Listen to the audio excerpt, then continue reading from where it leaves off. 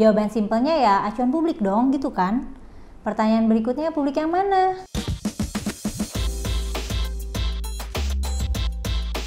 Hai, aku Mela. Ini adalah rubrik baru di Geolife. Di rubrik ini aku akan mengulas argumen, pro dan kontra dari sebuah isu yang diperdebatkan di media sosial belakangan ini. Nantinya aku juga akan menyampaikan pandangan aku sendiri. Di episode perdana ini, aku mau bahas isu yang sudah berkali-kali mencuat nih, yakni masalah tayangan televisi yang menyiarkan pernikahan artis atau public figure. Latar belakang kembali mencuatnya isu ini adalah penyiaran secara langsung rangkaian pernikahan Atta Halilintar dan Aurel Hermansyah dari mulai lamaran sampai akad nikahnya di sebuah stasiun televisi swasta. Argumen kontra pun bermunculan di media sosial. Banyak pihak mengkritik stasiun televisi yang menyiarkan pernikahan tersebut. Di kubu kontra penyiaran pernikahan artis, ada beberapa argumen. Aku akan sajikan di sini beberapa ya.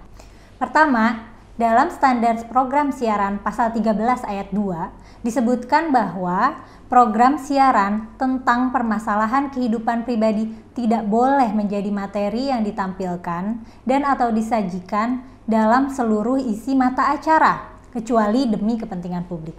Sedangkan pernikahan artis bukan kepentingan publik.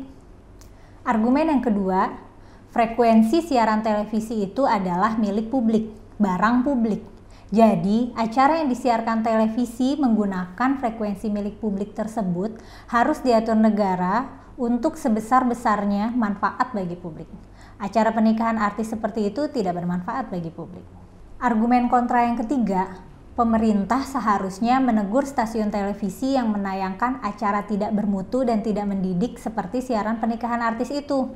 Tugas negara kan mencerdaskan kehidupan bangsa, jadi harus aktif menyaring tayangan televisi yang tidak mencerdaskan. Sekarang, aku akan sajikan beberapa argumen dari kubu pro penyiaran pernikahan artis. Argumen pro yang pertama, setiap orang punya selera hiburan masing-masing. Gak fair kalau bilang pernikahan artis gak bermanfaat buat publik. Ada publik yang menurut seleranya ya terhibur oleh acara tersebut. Nah, menghibur publik itu bisa dilihat sebagai manfaat buat mereka. Argumen pro kedua, menuntut televisi menyiarkan tayangan yang mendidik padahal masyarakat gak suka itu bukan sikap yang tepat. Coba yang mengkritik ini bisa jamin gak kalau dibikin tayangan mendidik, penontonnya akan seramai tayangan gak mendidik? Kalau nggak bisa, pikirkan itu dulu sebelum protes. Karena kenyataannya, publik menyukai tayangan itu, artinya tayangan tersebut masuk kepentingan publik untuk ditayangkan dong. Perlu dipahami juga, meskipun frekuensi itu milik publik, tapi stasiun televisi itu entitas privat yang kalau rugi atau kalah kompetisi dengan yang lain, ya menanggung risikonya sendiri. Jadi bisa dipahami jika stasiun televisi membuat tayangan yang mungkin kurang penting karena kenyataannya warga masyarakat pada suka dengan tayangan seperti itu. Nah, itu tadi beberapa argumen dari kubu pro dan kontra isu ini. Sama-sama kuat ya. Sekarang aku mau share pandangan aku. Pertama, aku seneng nih kedua kubu udah sepakat soal frekuensi milik publik. Karena kalau enggak akan panjang banget ini konten harus menjabarkan perdebatan filosofis seputar barang publik, barang privat, dan kenapa frekuensi harus masuk barang publik. Jadi di situ kita semua udah sepakat ya. Kedua, sekarang kita masuk ke pengelolaan barang publik. Dalam hal ini yang dibahas adalah frekuensi siaran televisi. Barang publik haruslah bermanfaat untuk publik dan memenuhi kepentingan publik. Aku juga setuju dengan ini dan aku yakin teman-teman semua juga setuju dengan ini. Pertanyaan berikutnya, bermanfaat di sini mau mengikuti acuan siapa? Jawaban simpelnya ya acuan publik dong, gitu kan? Pertanyaan berikutnya, publik yang mana?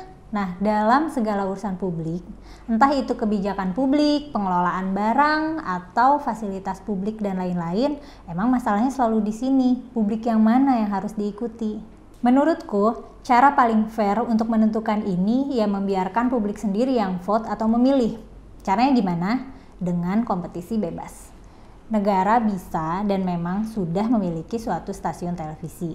Di situ, negara bisa menyajikan tayangan yang menantang tayangan-tayangan stasiun televisi lain. Jadi, akan selalu ada setidaknya dua versi tayangan, yakni tayangan versi stasiun TV pemerintah dan tayangan versi stasiun TV swasta. Dari situ tinggal publik sendiri yang milih mau nonton yang mana. Contohnya, ketika TV swasta menayangkan acara pernikahan artis, ternyata ada bagian dari publik yang menganggap itu tidak bermanfaat. Dari situ, pihak stasiun TV pemerintah bisa melakukan penyerapan aspirasi, tayangan seperti apa yang dianggap bermanfaat oleh masyarakat. Setelah itu, dipersiapkanlah dari jauh-jauh hari program yang masuk ke dalam apa yang dibayangkan sebagai tayangan bermanfaat atau tayangan mendidik tersebut. Tayangkan program tersebut pada waktu yang sama dengan pernikahan artis. Dari situ, publik bisa memilih sendiri mana yang menurut mereka bermanfaat. Terakhir nih, stasiun televisi swasta itu badan komersial yang emang mencari profit. Nah, profit itu didapat dengan cara menyediakan apa yang dibutuhkan atau diinginkan pelanggannya.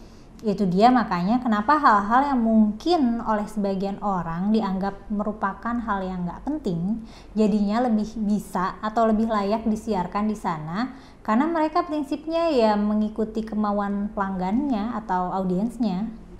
Kira-kira itu beberapa poin yang jadi pandanganku ya. Coba share pandangan kalian di kolom komen, terus jangan lupa like dan share video ini kalau dianggap bermanfaat, dan subscribe channel Geolife.